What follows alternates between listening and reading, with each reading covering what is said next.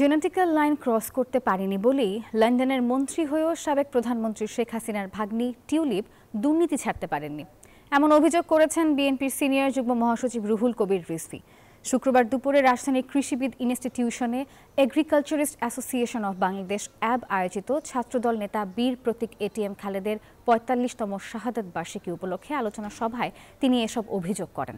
বলেন, শেখ পরিবারকে আর্থিকভাবে প্রতিষ্ঠিত করতে কাজ করেছে পতিত সরকার। ভারত শেখ হাসিনার কোন ক্যাটাগরিতে অবস্থান করছেন এবং কী কারণে ভারত তাকে আশ্রয় দিয়েছে এ নিয়েও প্রশ্ন তোলেন রিজভী। এ সময় বছরের পর বছর কেটে গেল, ছাত্রদল নেতা এটিএম খালেদ বীর প্রতীক হত্যার বিচার না হওয়ায় দুঃখ প্রকাশ করেন তিনি।